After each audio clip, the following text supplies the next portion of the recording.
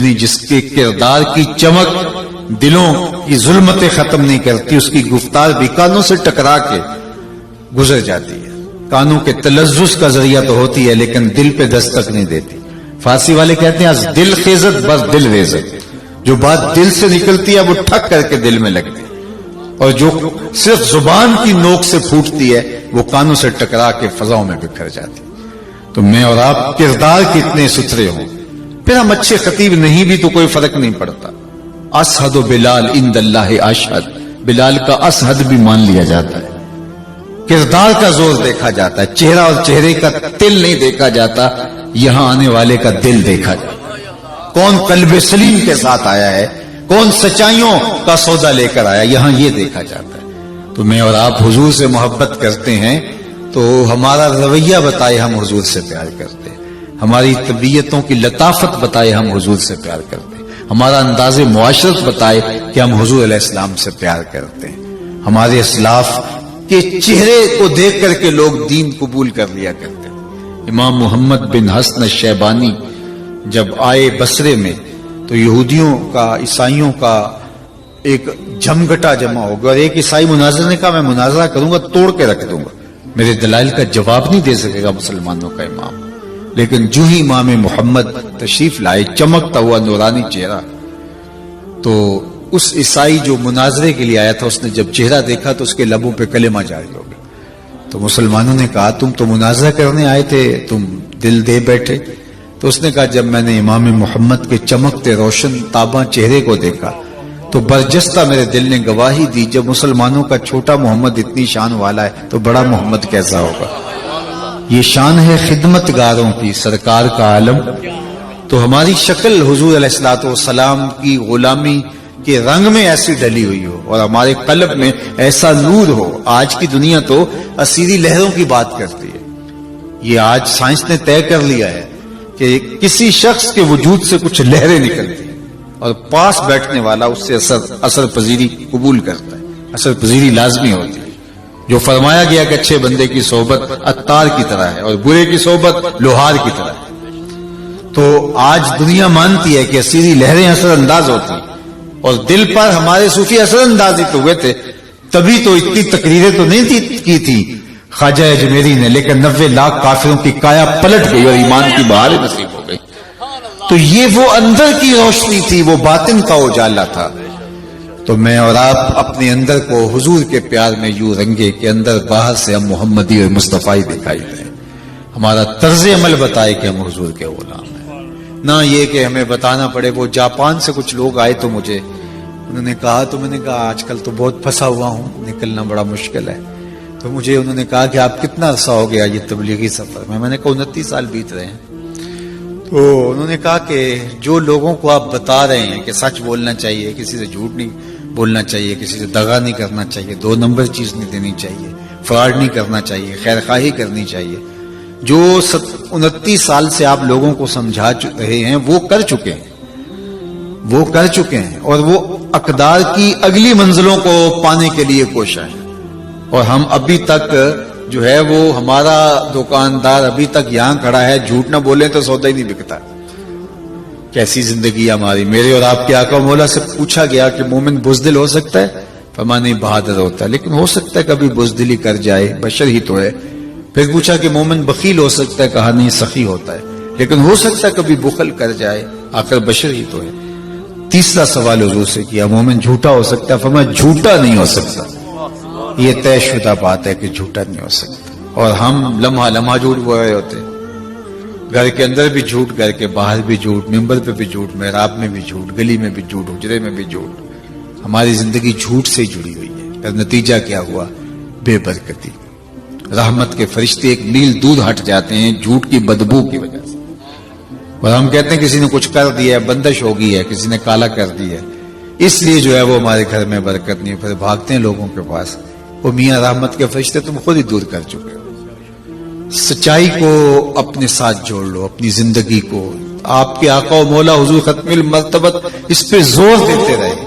اور میں کہتا ہوں کہ جو محبوب ہوتا ہے اس کا حکم تو حکم ہوتا ہے، اس کی عاشق تو منشا کو بھی کافی سمجھتا ہے. یہ لازمی نہیں ہے کہ وہ حکم دیں اور ہم اس کو مانیں، وہ تو ماننا ہی پڑتا ہے۔ محبوب کی منشا کیا ہے؟ محبت میں حساسیت ہوتی ہے کہ وہ محبوب کی منشا کو بھی پالے، چاہے جائے کہ محبوب واضح حکم دے کسی چیز کا۔ مدینہ المنورہ کی گلی سے حضور گزر رہے تھے تو ایک شخص مکان تعمیر اس کا ہو رہا تھا، انصاری صحابی کا۔ تو کسی سے پوچھا یہ کس کا ہے؟ کہا فلاں انصاری کا۔ حضور اس طرز کی تعمیر کو پسند نہیں کرتے تھے، تو حضور نے کچھ نہیں کہا، گزر گئے۔ کسی نے اس صحابی کو جا کے بتایا حضور گزرے تھے، تیرا مکان دیکھا تھا، چہرے پہ پسندیدگی کے آثار نمایاں نہیں ہوئے۔ 2-4 دن کے بعد دوبارہ گزران ہوا تو دیکھا ملبے کا ڈھیر پڑا ہوا ہے۔ فرمایا اس صحابی کو بلاؤ، بلایا گیا، کہا میں گزرا تھا، تیرا مکان تھا، آج ملبے کا ڈھیر دیکھ رہا ہوں، کیا ہوا؟ عرض کی گرا دیا۔ فرمایا کیوں؟ عرض کی سنا تھا آپ کو پسند نہیں، سنا تھا آپ کو پسند نہیں۔ میں اور آپ سر سے پاؤں تک دیکھیں ہمارا کیا کیا حضور کو پسند نہیں، عقیقے سے ولیمے تک دیکھیں ہمارا کیا کیا حضور کو پسند نہیں، انداز معاشرت سے امور سیاست تک دیکھیں ہمارا کیا کیا حضور کو پسند نہیں۔ محمد دی زیارت محمد دے رنگ وچ، ان کی محبت کے سانچے میں ڈھل کر کے زندگی گزارنا، یہ حسن ہے، یہ جمال ہے، یہ خوبصورتی ہے۔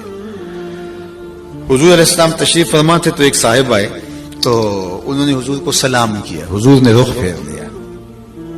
تو بعض کا ایسا ہوتا ہے کہ رش ہوتا ہے تو اعراض ہو جاتا ہے، ہمارے ساتھ بھی ایسا ہو جاتا ہے، تو وہ سمجھا کہ شاید حضور کی توجہ نہیں ہوئی، تو جدھر رخ پھیرا تو ادھر جیسے جا کے انہوں نے حضور کو سلام کیا، تو حضور نے پھر رخ پھیر لیا۔ سمجھ گئے کہ حضور ناراض ہیں، لیکن ان کو ناراضگی کی وجہ سمجھ نہیں آئی، تو وہ صحابہ سے پوچھتے پھرتے ہیں بتاؤ حضور مجھ سے کیوں ناراض ہیں؟ ہم تو بزرگ ہو، باپ ہو، استاد ہو، مرشد مربی ہو، بڑا ہو، کوئی ناراضگی کی وجہ سمجھ میں نہ آئے تو خود ناراض ہو جاتے ہیں۔ ہم خود کہتے ہیں کہ لوگ میرے سے انہوں نے کلام نہیں کیا، التفات نہیں کیا، لیکن صحابہ ایک دوسرے سے پوچھ رہے ہیں۔ تو انہوں نے پوچھا کہ حضور میرے سے شاید ناراض ہیں، میرے سلام کا جواب نہیں دیا، 2 مرتبہ میں نے کوشش کی، تو آپ بتا سکتے ہیں ناراضگی کی وجہ کیا ہے؟ میں تو ایک لمبے سفر سے دیر بعد آیا ہوں۔ انہیں غور سے دیکھا کہ ہاں تم نے یہ جو سونے کی انگوٹھی پہن رکھی ہے، شاید ناراضگی کا سبب یہ ہو۔ ان الذهب والفضة حرام لذکور امتی، سونا چاندی امت کے مردوں پر حرام قرار دے دیا گیا ہے۔ 4.5 ماشے سے کم وزن کی ایک انگوٹھی شریعت نے جائز رکھی ہے مرد کے لیے، باقی سونے کی تو ایک ماشے کی بھی جائز نہیں ہے۔ اس کو آتش دوزخ کا انگارہ قرار دیا، یہ گناہ بے لذت ہے۔ تو شاید تمہارے ہاتھ میں سونے کی انگوٹھی ہے تو تمہیں پتہ نہیں، چونکہ تو حضور کی ناراضگی کا سبب یہ ہو سکتا ہے۔ وہ آگے بڑھے اور انگوٹھی اتار کے حضور کو پیش کرتے ہوئے کہا حضور کیا اس وجہ سے ناراض ہیں؟ یہ رہی۔ حضور نے انگوٹھی پکڑی اور یوں پھینک لی۔ ناراضگی کا سبب بھی یہی تھا۔ مجلس شروع ہوئی، گفتگو چلتی رہی، اختتام کو پہنچی، لوگ پلٹنے لگے تو وہ بھی واپس ہوئے۔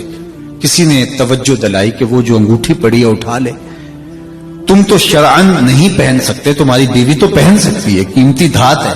تو صحابی نے جو جواب دیا وہ سنیے۔ اس نے کہا واللہ لا آخذہ ابدا وقد طرحہ رسول اللہ صلی اللہ علیہ وآلہ وسلم، کہا اللہ کی قسم اس انگوٹھی کو میں کبھی بھی نہیں اٹھاؤں گا جس کو میرے حضور نے پھینک دیا ہے۔ پڑی رہے، سونا ہے، چاندی ہے، ہیرا ہے، موتی ہے، لال ہے، پکھراج ہے، کچھ بھی ہے، پڑا رہے، میں نہیں اٹھاؤں گا، کیوں اس کو میرے حضور نے پھینک دیا ہے۔ میں اور آپ دیکھیں، ہم کوئی ایسی رسم تو نہیں سینے سے لگائے پھر رہے جس کو حضور نے پھینک دیا، کوئی ایسی عادت تو نہیں اپنے ساتھ جڑے ہوئے جو حضور نے پھینک دی، کوئی ایسا رویہ تو نہیں اختیار کیے ہوئے جو حضور نے پھینک دیا ہے، کوئی ایسی دوستی تو نہیں ہم نے رکھی ہوئی جو حضور نے پھینک دی ہے، کوئی ایسا کاروبار تو نہیں کر رہے جو حضور نے پھینک دیا ہے۔ مجھے اور آپ کو اپنے اندر اتر کے اپنے پہ غور کرنا ہوگا۔ چوں بنا میں مصطفیٰ خانم درود، از خجالت آپ می گردد وجود، عشق می گوئے کہ محکوم غیر، سینہ تو از بتا مانند دیر، تا نداری از محمد رنگ و بو، بر زبان خود میالہ نامے ہو، یاری لا تو پاک نبی سنگ، اے پر پوری یاری، پھر درود قبول ہے تیرا لکھ نہ لوں ایک بار۔ اللہ ان کی اتباع کا کامل جذبہ عطا کرے، اس گھر میں برکتوں کا نزول فرمائے، رحمتوں کے سویرے ہمیشہ طلوع رکھے، اپنی امان اور پناہ کا حصار عطا کرے.